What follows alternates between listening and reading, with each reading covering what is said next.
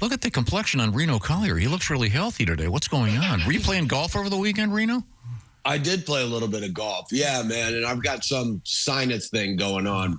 Oh, Ugh. Are you chewing a mint? I got a Halls. Oh, okay, very nice. Yes, our guest is comedian Reno Collier has joined us. Your blood pressure looks about 250 over 210. And it probably is. Reno is slated to be playing. What is it? For God's sakes, man! Take pride in your trade. Just try a little bit. I'm just pointing out you're growing a pointy beard, like you're about to read aloud from Leaves of Grass. I love the pointy beard look. It always looks like you're traveled to the future to see what. I'm sorry, I'm Reno Collier, distinguished comedian. Reno, when you were a kid, did you ever do think you were going to be a comedian, maybe, and grab a microphone and do bits in your room, or did you do what I did and stand in front of a mirror and pretend to be doing commercials? Well, what I always dreamt of being a baseball player when I was younger, but I did used to take the toothbrush and do Eddie Murphy jokes in the mirror. Oh, all right. You know what I mean? Mm-hmm. Wow. Now, how would Eddie Murphy comedian? Sure. No. What is the toothbrush have to do Eddie with Murphy, the drywall. It was the microphone. Okay. Oh, I see. I get it. That makes sense. The toothbrush. Sure. I'd be like, man, Mr. T. You know? It's a lot of fun. Yeah, I see.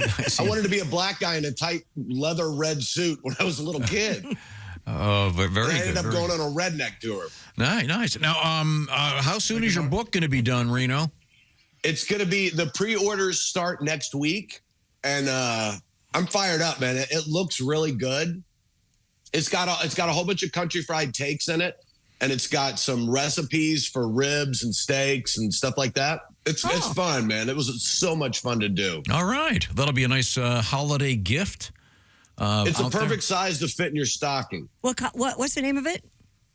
It's called Country. Well, on one side it says Country Fried Takes by Reno Collier. And when you flip it over, it looks like that's the front of the book too. And it's to set on the back of your toilet. And it says How to Murder Your Best Friend. So every time someone's standing there taking a pee, they're sitting there looking at it going, am I that dude's best friend? You know what I mean? It's kind of fun. All right.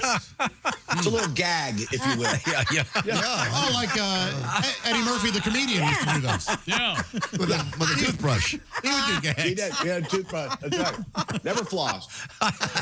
I'm laughing at the fact that no one else did.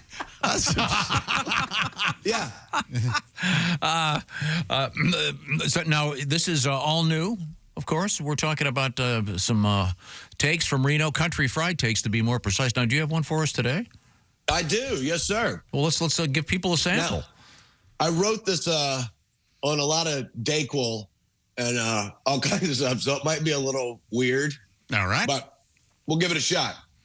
So I remember one time as a kid, my dad and I were on our way home in the car. I remember telling him to drive faster so I could get home in time to watch a baseball game on TV. And he's like, I'm not going to get a ticket over this. You're not going to miss that much. But I wouldn't let it go. Hurry up, man. Finally, I said, what is your problem? There's only a couple miles left. Hit the gas, old man. My dad said, relax. We're 15 minutes from home. I replied, no, we're not. You want to bet? I'll bet you $5 we aren't. He reached out his hand, shook mine, and slowly pulled the car off to the side of the road. He then turned the engine off, put his seat back, and said, the old man's going to take a 13-minute nap. When we get home, you can borrow my hammer to crack that piggy bank open. I'd been totally suckered. There goes my Pop Rocks and Big League Chew money. He said, Reno, you don't make bets when you have no control over the outcome, which is a great lesson. But when you think about it, almost everything in life is a gamble. For instance, you ever walk into an old gas station with dirty, greasy floors? There's a cage in front of the attendant. There's bongs and knives in the glass case. The warm scent of burnt rubber and clove cigarettes are in the air. but you suddenly get a hankering for that last egg salad sandwich sitting by itself in the broken refrigerator kiosk. Now that, my friends, is rolling the dice. You think you can lose your ass in a casino? Try an old Exxon that sells velvet Elvis paintings. And eating it is like spinning the wheel on the Wheel of Fortune slot machine. 10,000? Oh, amoebic dysentery. You crapped out. Now, sorry, I really had a little rough spec here with this cold. In the South, we try to use manners, but that's a gamble every time you try to be nice. It's burned into the core of our brains as children. We say yes, ma'am, and yes, sir to adults. But these days, you look at someone, you have to break the bet down in your head before you pull the trigger. Okay, flannel shirt, buzz cut, nose ring, turtleneck covering the Adam's apple. Oh, dang it. Look at the hands, damn it. All bets are in. Yes, ma'am. No, mister. No, yes, minister. Yes, Mr. Man. God bless you. God loves us all. I have that same shirt. Thank you, person. You end up living in a Brian Regan bit. Thank you, Tom. And the stock market is literally a gaming table. But if you lose big, you don't wake up with a hangover, broke, forced to live off the circus buffet for the rest of your vacation. You can wake up knowing you're going to spend your retirement living behind a Walmart, digging in a dumpster, eating that trash meat they fed the animals on Tiger King. You know what I mean? You buy the wrong tech stock and one of their robots goes rogue, the wrong wires touch, and it thinks it's programmed to start popping people's heads off and throwing them at cars. That company's finished, and you're eating bologna logs. So the way I figure it, don't bet it if you can't afford to lose it. And since everything's a gamble, expect the best, but prepare for the worst. I'm Reno Collier, and that's my country fried chicken. Thank you, sir. He barely surfaced at the end. In the book. Dayquil, huh? A lot of us play roulette at the gas station with those sandwiches, but not me. Not me. Yeah, I do. You Do you do? really? Yeah, I like them. Love them. They have a cool taste. I like them. Yep, I like them. Boy, that is risky. Hint of metal. Oh, there's nothing like I don't know what it is, but it's good.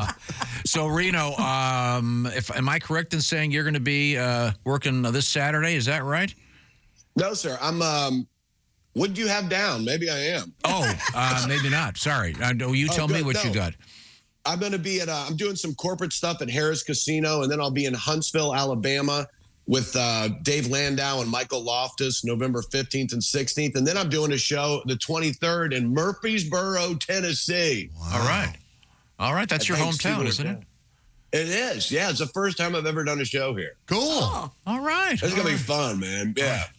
Well, Dave Landau's great. That's going to be a killer show. We'll be sure to go see it.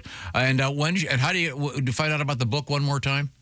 It's going to be out. The pre-sale is going to be out next week. There'll be a link at renocolliercomedy.com. And then they have a website for it. So I'll have all the information. But okay, cool. It's fun, man. The book's really a lot of fun. All right. Well, thanks very much, Reno. See you, man. Have a great Reno. week, everybody. You too. Hope you feel better.